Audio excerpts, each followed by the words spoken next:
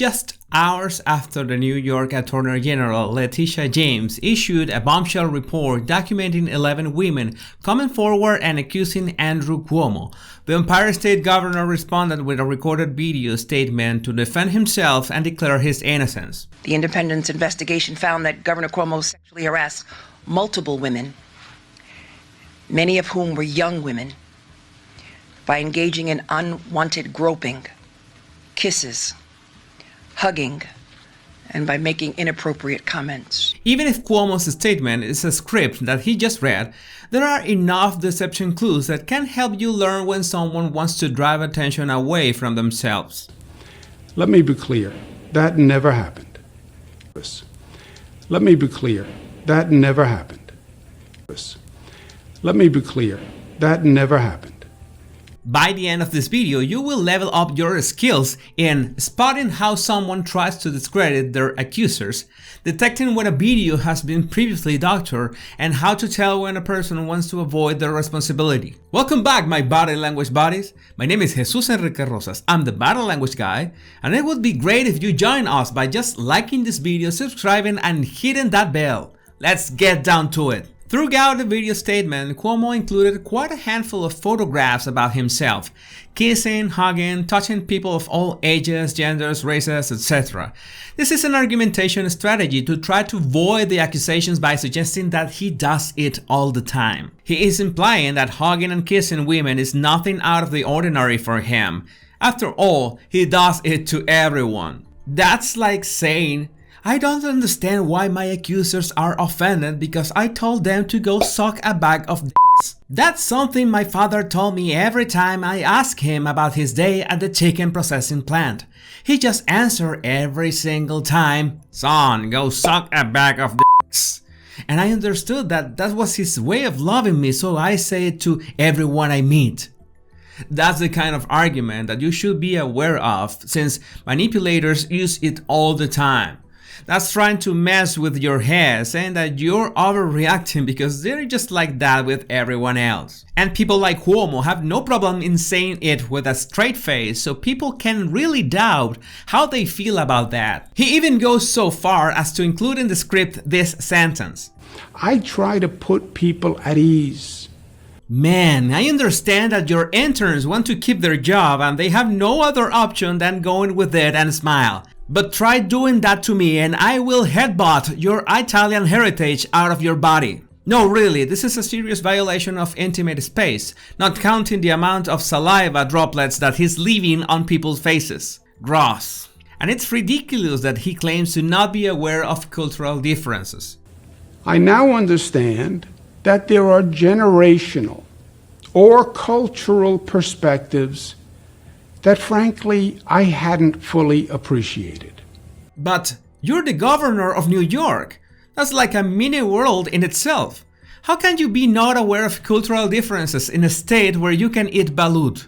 And please do not Google it. In any case, he is trying to downplay or discredit the accusations. And those accusations come in many forms. Some examples of the women who have come forward are Lindsay Boylan, who worked for the state's Economic Development Agency. Boylan says that in 2017, Cuomo invited her to play strip poker as they were on a government plane together. She also alleged that Cuomo kissed her on the lips without warning or consent in 2018 at his New York City office. As I got up to leave and walk toward an open door, he stepped in front of me and kissed me on the lips. I was in shock, but I kept walking. Charlotte Bennett says that Cuomo asked her questions about her sex life. Questions such as, do you think age makes a difference in romantic relationships? Are you monogamous in your relationships? And if she ever had sex with other men. She shared what happened with Cuomo's chief of staff, Gilles Desrosiers, and was transferred less than a week later to another job within the administration in a different part of the capital. In the end, Bennett said she decided against pushing an investigation because she liked her new job and wanted to move on. In response to her allegations, Cuomo stated in a press release, I never made advances towards Ms. Bennett, nor did I ever intend to act in any way that was inappropriate. The last thing I would ever have wanted was to make her feel any of the things that are being reported. But I'm sure you'll agree that those questions about her sexual life have absolutely nothing to do with her job, and anyone would feel uncomfortable in that same situation. Those sound like the kind of questions that a predator would ask just to measure your reaction. And I'm sure you might be wondering, Jesus, is there any way one can answer or react to those advances to stop people from doing that? And sadly, the answer is no. This is something like a narcissistic double bind. If you joke about the advance or joke about the uncomfortable question, they will take it as a yes, you can go further. If you show yourself uncomfortable, they will be glad that they made you react. If you say upfront that you don't like that attitude, they'll say, "Which attitude? I'm just teasing you." But inside, they will be thinking like you're playing hard to get, so that's exciting for them. And if you show absolutely no reaction, well, they will just keep doing it until you do. This is the problem of power. In fact, most people who sexually harass others, regardless of whether they are men or women, are looking to control and dominate them. The harasser feels more in control when they have power over someone else. What's more, some of them are just looking to embarrass and humiliate their targets rather than actually flirt with them. Sexual harassment is more about using a position of power to control and hurt someone else, and a form of manipulation in the workplace, like a way to devalue someone's work by calling attention to their sexuality instead. That's why it can happen even without touching the person, just with the combination of what they say and their body language. By the way, if you want to level up your skills in body language and be able to interpret all these clues, you can get my 100 body language tips right on the description of this video. And speaking of body language, as I mentioned earlier, this is a bit of an obstacle because Cuomo is just reading a script and he's trying to show himself as emotionless as possible. Even so, there's this clip where he denies upfront the allegations that he groped a woman. There is another complaint I want to address from a woman in my office who said that I groped her in my home office. Let me be clear, that never happened.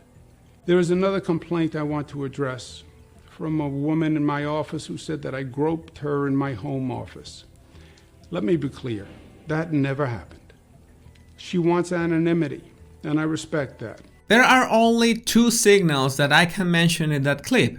That double blinking is an emotional reaction, and of course the tongue show is another. But the problem is that he does them in other parts of the video, and this one is precisely one of the most relevant sentences he says in the whole statement. I even ran the video through my facial analysis software and could not find many relevant reactions. But the software detected something odd, and I'm going to show you a clip and I'm going to hide Cuomo's face. And you're going to pay attention to his body. Try to spot if you see anything peculiar. Let me be clear, that never happened. She wants anonymity, and I respect that. Let me be clear, that never happened. She wants anonymity, and I respect that.